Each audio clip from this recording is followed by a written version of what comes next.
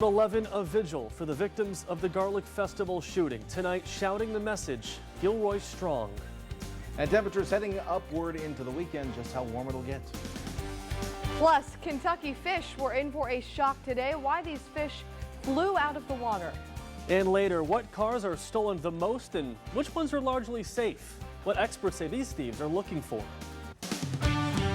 This is KION News Channel 546 at 11. The devil came to Gilroy, and Gilroy PD sent him straight back to hell.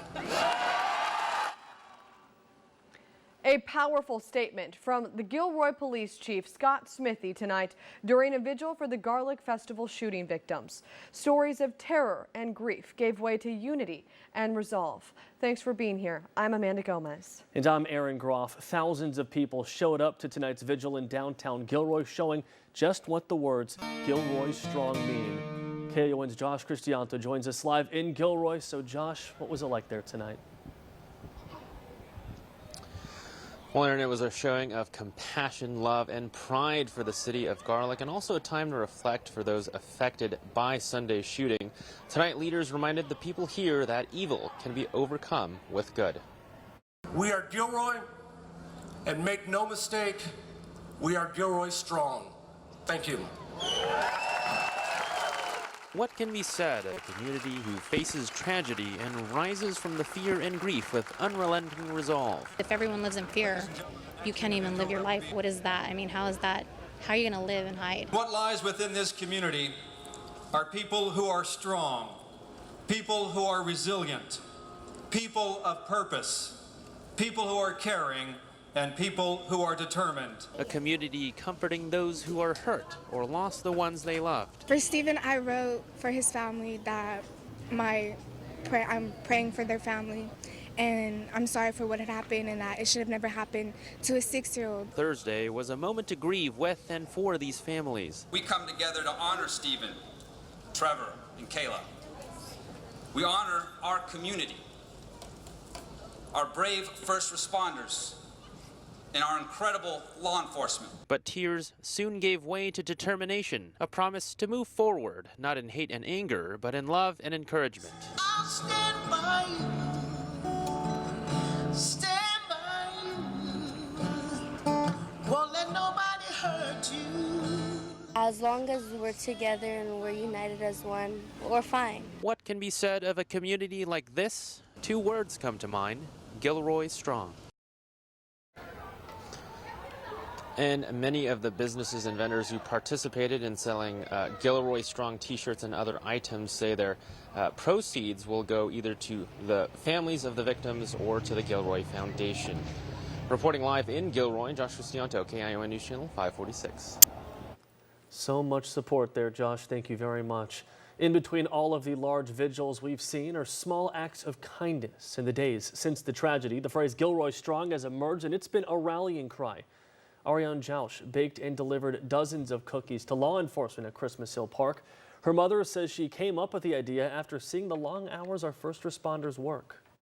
Doing these little acts of kindness for the first responders, the ones behind the scenes, is a big deal because they need the support just as much as everybody else.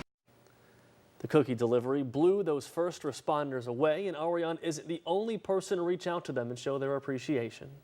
Just can't believe how much support the citizens of Gilroy have provided their police department and the rest of the incoming agencies that support with food and anything that we ask for. The Jausch family says they're proud to see their neighborhood come together. We got an update from the Gilroy Police Department and the FBI today on the investigation. We now know the crime scene has shrunk significantly by 50%, but evidence collection is still ongoing, so they're asking the public to be patient.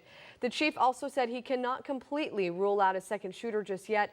We learned earlier this week there was not a threat to the public, but again, that investigation is ongoing.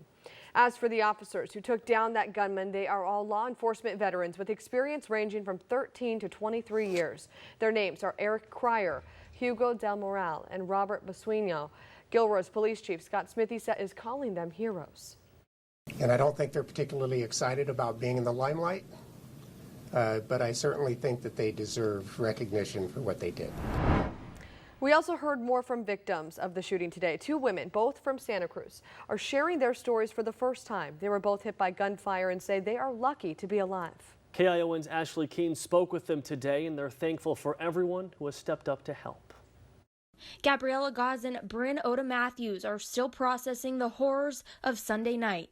It's still hard to register that's what happened. They were on the inflatable slide when the first shot rang out. He was over my left shoulder and I saw him with the gun. The most terrifying place for us to be. Yeah.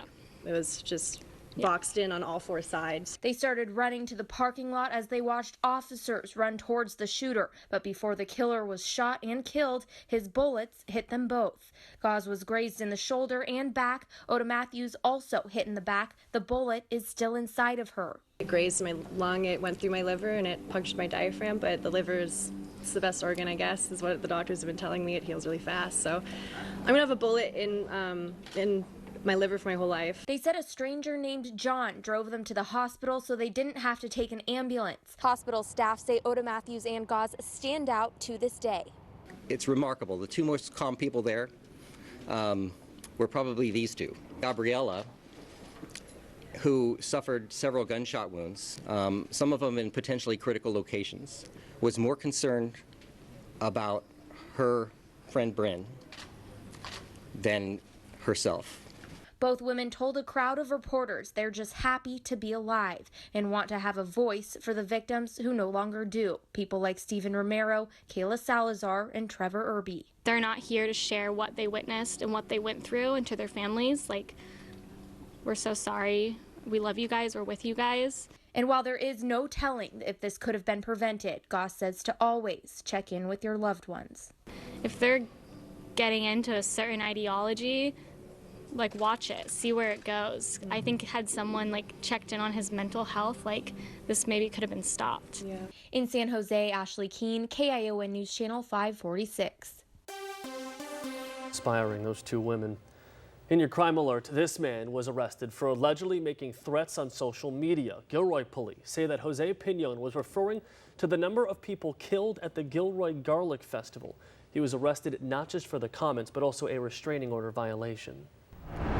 And a heads up for those of you who planned on going to Gilroy's National Night Out next week, the police department has postponed it until October 1st.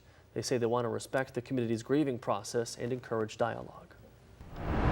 We are learning new details about last week's Toro Park shooting where CHP officers fired at the suspect. Those officers were first tipped off about a report of reckless driving. Neighbors called 911 after the suspect, Ari Gold, hit a car while driving out of the neighborhood on Estoki Place. Gold then locked himself in a home at the end of the cul-de-sac there. Shortly after, officers went in and found Gold in the bathroom where he pointed a pistol at them. That's when officers fired. The DA's office says while Gold's gun was cocked, it does not appear that he fired. The CHP does not have department body cameras. After the shooting, Gold was taken to the hospital. Tonight, the DA says due to his injuries, they have not yet scheduled an arraignment hearing. A lot happening right now. We are keeping an eye on those 2 fires burning in South Monterey County. We're going to start with the Lake Fire, 100% contained tonight. It's burned 316 acres near Lake San Antonio and Holon Road and New Plato Road. The cause is still under investigation. There is also the Mill Fire in the Los Padres National Forest.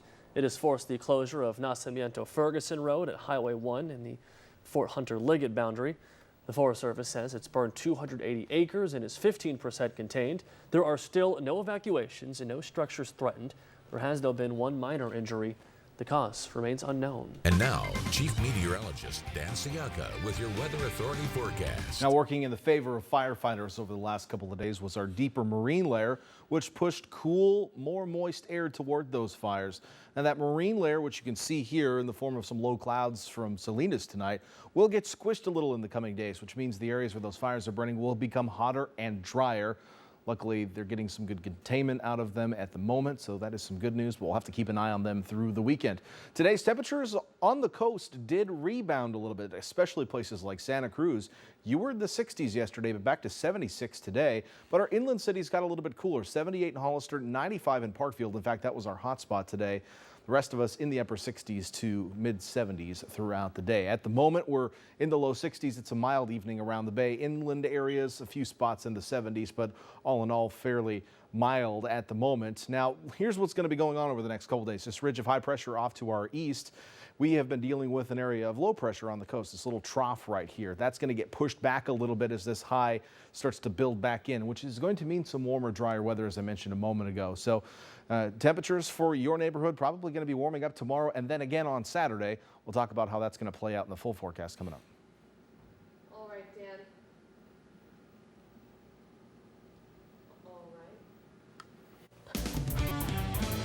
We'll see you then, Dan. A plane makes an emergency landing on a busy highway. The whole thing caught on dash cam. Plus, a unique twist on burials sprouting up in the Santa Cruz Mountains. After the break, we have a special report about a company bringing new meaning to life after death. And some sweet stories in case you missed them.